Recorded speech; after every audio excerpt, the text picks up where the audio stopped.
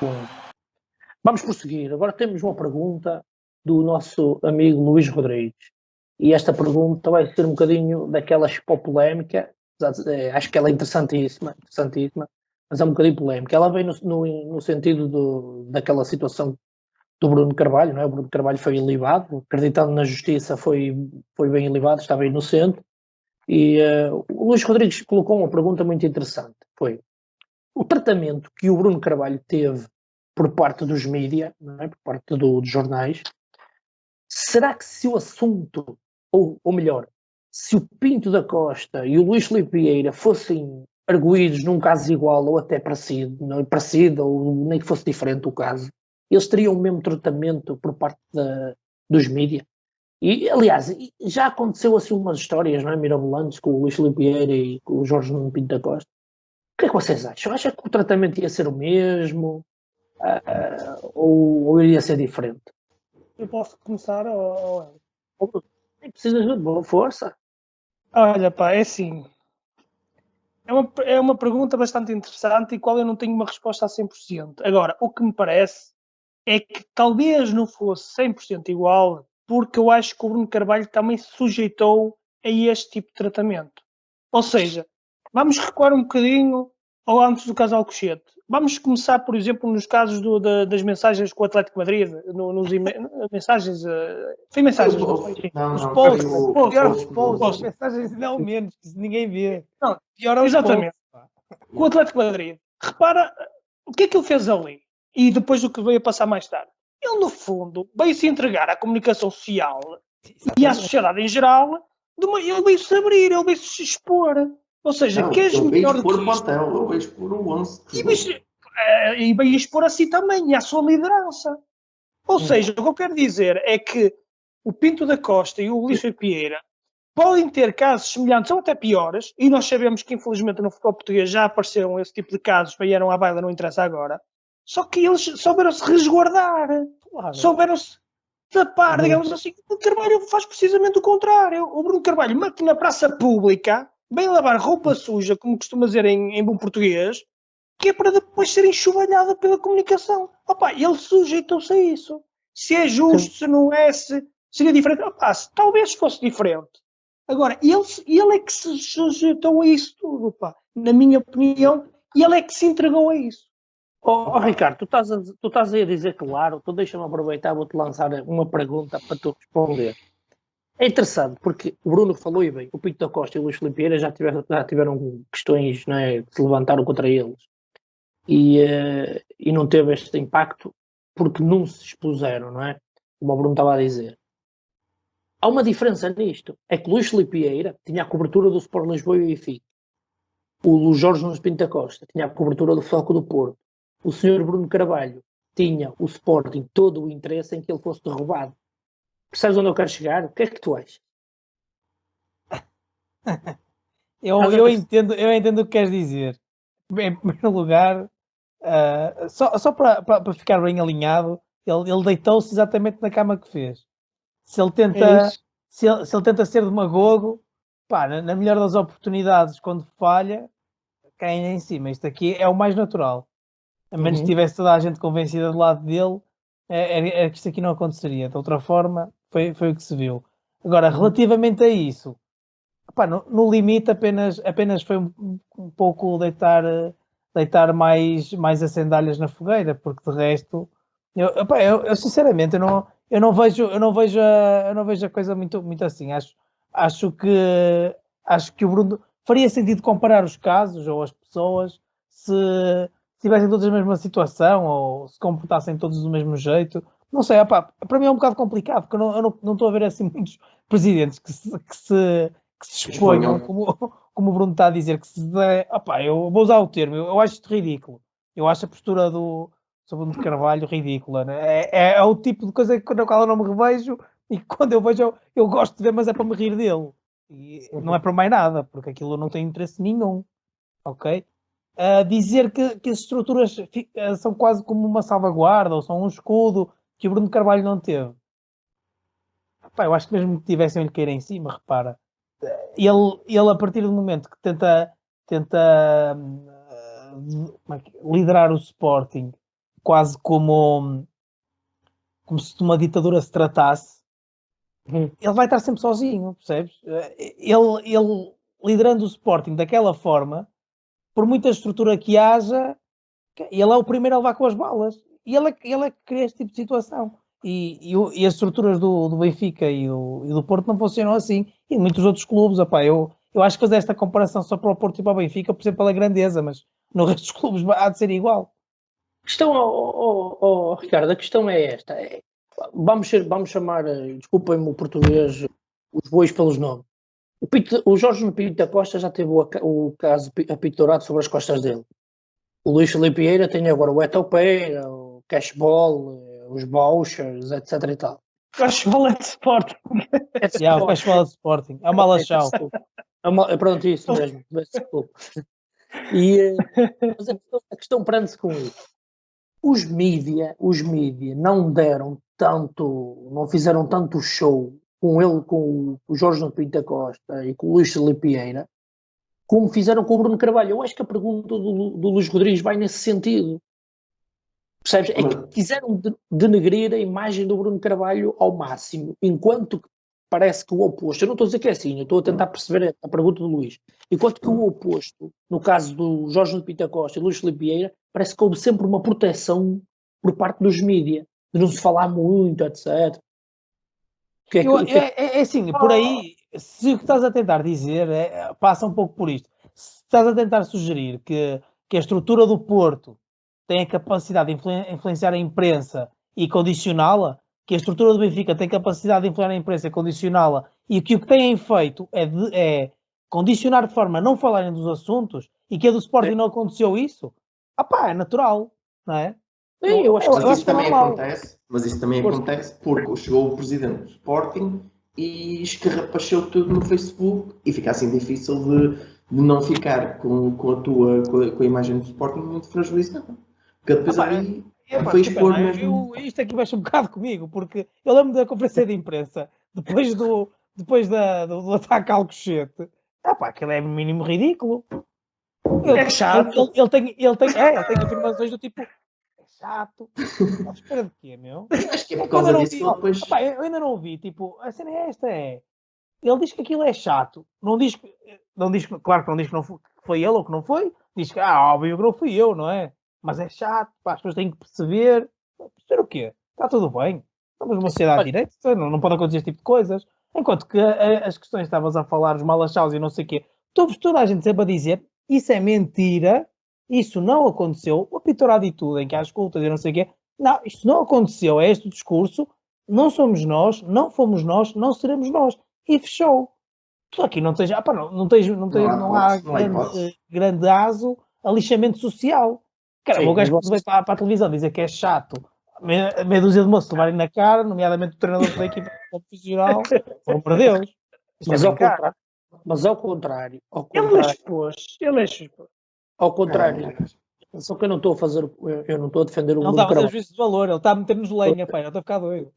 É isso que eu estou a fazer. Eu não estou a defender o Bruno Carvalho.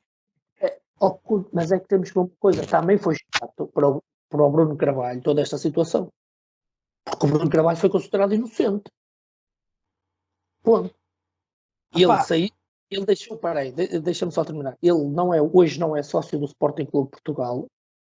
E as pessoas que hoje estão no Sporting Clube Portugal tinham o interesse que o Bruno Carvalho não estivesse lá. Nós podemos dizer que as atitudes dele levaram a que houvesse aquela situação em Alcochete. Podemos dizer, obviamente, mas o que interessa é que a Justiça provou que ele não tem nada a ver com aquilo. E foi chato para ele. Sim, Aldo, mas repara uma coisa. Sim, ele, até aquele jogo com o Atlético de Madrid, dificilmente, se calhar, ouvis grande... Poderias haver alguns zunzuns de contestação ao Bruno de Carvalho. Mas tu ouvias grandes figuras de Sporting e a maioria estava toda com ele. A partir do momento em que ele critica daquela forma a forma como os jogadores falharam os gols em Madrid, é a partir daí que começam a surgir ondas e ondas de contestação e outras coisas que ele foi fazendo. Das reuniões, de falar com o Jorge Jesus, e depois havia notícias que o Jorge Jesus já ia ser despedido, depois havia notícias que o Jorge Jesus não ia continuar para a próxima temporada. Criou-se a partir daí uma instabilidade tão grande. Depois aquela situação dos jogadores pedirem reuniões, recusarem-se a treinar, ele ligar com os jogadores se negaram a treinar. Eu perdi o ponto ali. Já não estás a bater no que o Helder estava a falar. Claro, era o que eu ia dizer. Porque aqui é assim, também é preciso não misturar. Não, aliás, eu acho que aqui acaba por se misturar um pouco aí duas coisas. Uma coisa era o Bruno de Carvalho, presidente do Sporting, que geriu aquilo de uma forma quase danosa na última parte do tempo que lá esteve.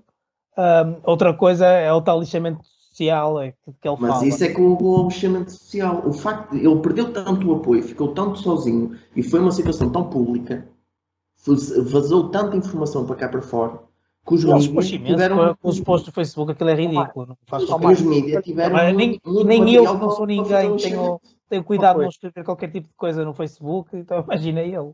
Aquilo tem uma repercussão enormíssima. Bruno, mas tu estás a ouvir a conversa, eu te fazer uma pergunta. Mas, quer dizer, ele critica os jogadores do Sporting, perde o apoio do Sporting. O Luís Filipe Vieira tem o chamado, se eu me enganar outra vez, corrija, porque eu não tenho jeito para estes números da Polícia Judiciária, a Porta 18, não é? Porta 18 do Estado da Luz, acho que é a Porta 18. O Luís Filipe Vieira tem um funcionário que, quer se queira, quer não, é do Sport Lisboa Benfica, apanhado com droga na mala do carro.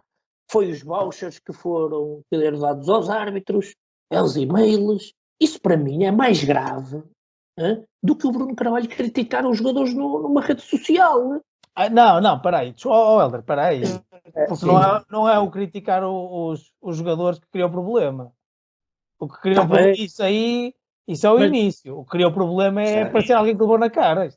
Não entra na cabeça de ninguém, era o que faltava. Imagina, estás a trabalhar, chega lá alguém, dá-te um estalo porque não estás a fazer bem o teu trabalho. Há limites. Mas eu quero te responder àquilo que tu me perguntaste. É que é assim, nos casos, seja do Benfica, seja do Porto, o que aconteceu é que, supostamente, no caso do Porto até já acabou, foram ilibados. No caso do Benfica ainda estão em estudo e o Benfica continua a dizer que não. No caso do Sporting, toda a gente viu na RTP ou nos outros canais, mas a questão que devia ser invadida. O Vasco está a levar com um cinto na cabeça. Pessoal, a questão não é essa. A questão é que o tratamento que o Luís Filipe Vieira e o Jorge Nuno Pinto da Costa têm por parte da rede social então mídia, não foi o mesmo que o Bruno Carvalho teve. Mas atenção. Espera aí, deixa-me terminar o pensamento. O Bruno Carvalho foi constantemente colocado na praça pública, foi acusado de terrorismo. O Bruno Carvalho era todos os dias, para nós que víamos de fora, era o culpado máximo. O Filipe era o homem mais procurado de Portugal. Os maiores. Há uma coisa que eu acho, vou dar agora a minha opinião sincera, e eu não gosto disto que vou dizer, mas para mim foi o que aconteceu e continua a acontecer em Portugal, que é haver muitos jornais que estão ligados aos clubes. Eu vou dar rapidamente 2 exemplos. Na altura do apitourado, o jornal A Bola era constantemente, quase todos os dias, a trazer casos do apitourado. No caso não sei se foi dos vouchers, acho que foi dos vouchers, se não me engano, era quase todos os dias o jornal O Jogo e o jornal Notícias a trazer coisas cá para fora. Quando foi depois o Malachão, etc. Ou seja, o que dá a entender, e isso também eu tenho que concordar um bocadinho contigo, e não gosto de falar muito disto, digo já, mas dá a entender que há 2 máquinas ou mais por trás do Porto e do Benfica. E do Sporting não há essa máquina. E isso tem que dar... Não, Bruno, o Sporting tem essa máquina, mas essa máquina... É o Record? Não, o Sporting tem essa... Não é isso. O problema é que usaram a máquina para bater no Bruno Carvalho. Queriam tirá-lo de lá e... Sim, estávamos a falar no início. Sim. Só para terminar o assunto, e eu quero que vocês sejam mesmo breves a responder esta pergunta que eu vou fazer, mesmo breve. Este assunto, vocês não acham que vai acabar por dar força ao Bruno Carvalho para regressar ao Sporting? Vai. É que na minha opinião vai. E já se tem visto. Agora nestas entrevistas da DBI, etc., ele parece um galo no poleiro. Preparai-vos que ele está aí. Ele está aí. Ele vai tentar, mas não sei se vai conseguir chegar à presidência. Acho que pelo menos para sócio, tendo sido elevado, acho que tem todas as condições para voltar a ser sócio. Sim. E tu, Ricardo? Pá, eu estou-me a rir porque estou-me a lembrar, lembram-se, não sei se de chegar ao escritório e dizer: Pá, estava a ouvir agora na Rádio Estádio, Bruno de Carvalho a dizer: não preciso que me paguem nada. Um gajo não gozou com isso, não é? Ah, pá, parece-me impossível. Quando os gajos gastam 10 milhões para um treinador que ainda não fez nenhum jogo. Eu acho que o que vai ditar, acima de tudo, eu acho que ele tem todas as condições para regressar ao Sporting, até em termos de populistas. Mas o que vai ditar o regresso dele ou não é a bola bater no poste ou o beijar a rede. Pá, vamos ver e vamos estar aqui para comentar. Foi pena nós não termos o 11 mais cedo, tínhamos tanto produto do Bruno. Para falar. Agora era minha. Tu és o Bruno. Tu ainda temos, estamos a rentabilizá-lo. Vamos lá, então, continuar lá com o 11, porque não vale a pena estarmos a discutir muito do Bruno, vamos ficar para ver o que é que o Bruno Carvalho vai fazer. A próxima pergunta. Meias finais da taça a 2 mãos ou a Taça de Portugal? Deixem-me situar. A 2 mãos ou só um jogo? Neste momento ela está a 2 mãos, as meias finais. E o que é que vocês acham? Acham que as meias finais da taça a 2 mãos ela favorece, no caso, os patrocinadores, não é? Porque à partida vão ter 2 grandes jogos, favorece as equipas grandes para chegar à final do Jamor, ou vocês concordam com estas meias finais a 2 mãos, ou preferem uma meia final só com um jogo? O que é que vocês acham disso? Eu prefiro, sinceramente, meia final só com um jogo. Tal como disse inicialmente em relação à Champions, eu também sou da opinião que, havendo 2 mãos nas meias finais, é muito mais complicado. Não é impossível, volto a dizer, isto é sempre em termos teóricos, mas é muito mais fácil para um dos grandes chegar à final do Jamor do que se fosse só uma mão. E recordando, se não estou enganado, a última vez que tivemos uma final entre pequenos foi no ano 99-2000, um Beira-Mar Campo-Mairense. No ano, deixem-me só dizer, foi um gol do Ricardo Souza, do filho do António Souza, que deu a taça ao Beira-Mar.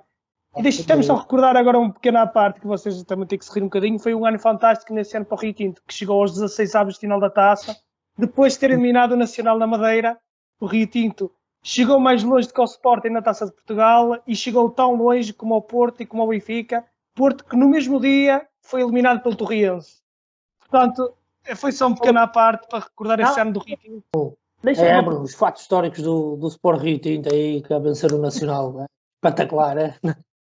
Mas continua lá. O que eu quero dizer com isto é que desde esse ano que nunca mais tivemos uma final entre 2 clubes relativamente pequenos. Tivemos também o Estrela da Amadora contra o Farense, como eu trouxe no outro dia na altura do Paco Fortes.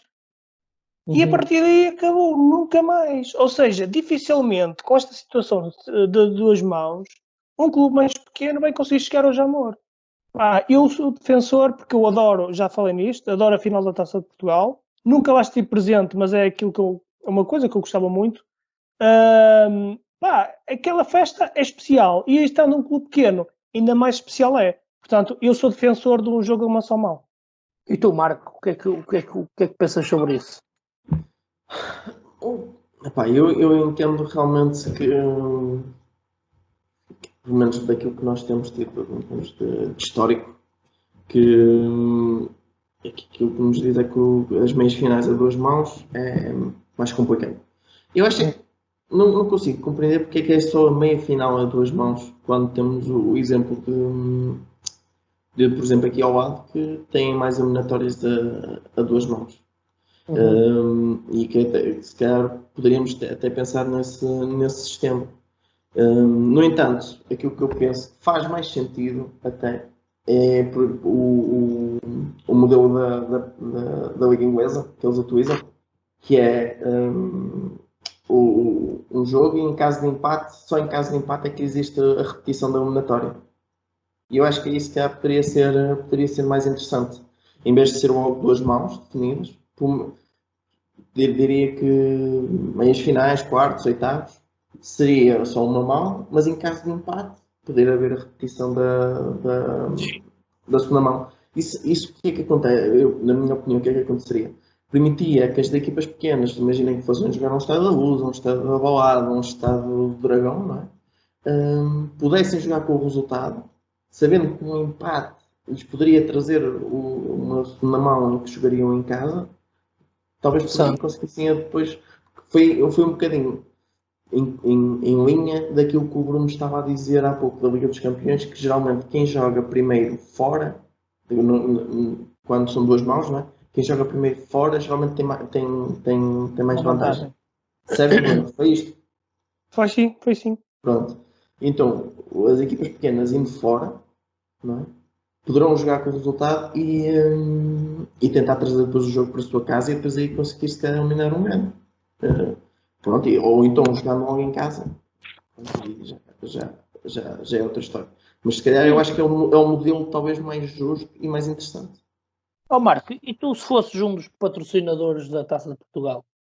Esquece que és adepto. Se fosses um dos patrocinadores, se fosses a tua empresa, a Marco Companhia Limitada, patrocinasse a Taça de Portugal, o que é que tu achavas?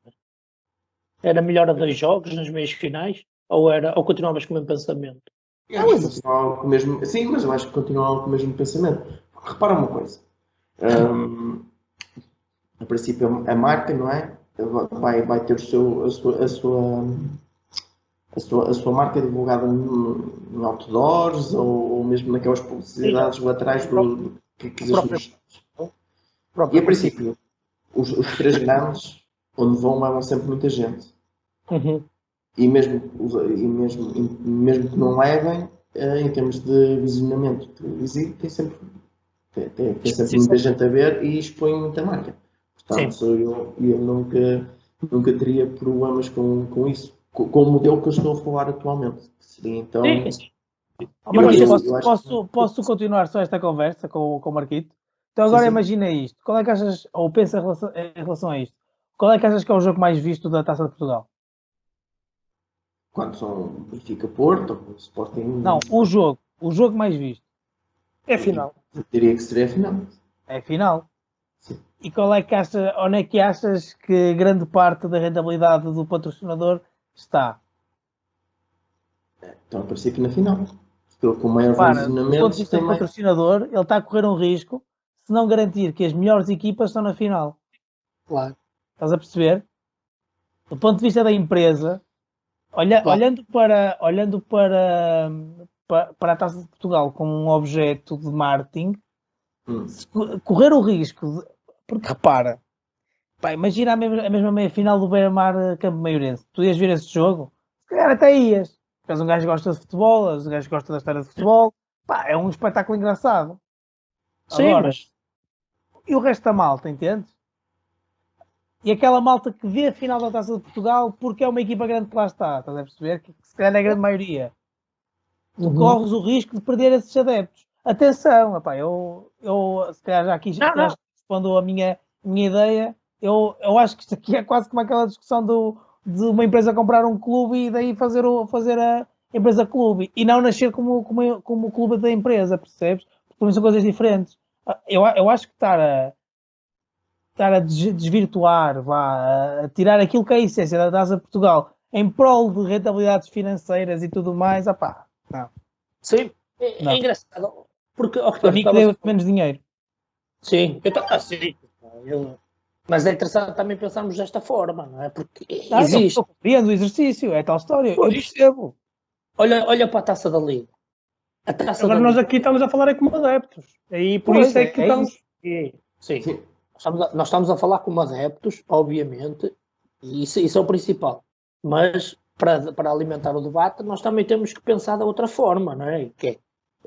Existe um motivo para estas coisas acontecerem. Sim. Claro, existe um motivo para que estas coisas aconteçam. Nós queremos que os nossos ouvintes eles também ponham a cabeça a funcionar.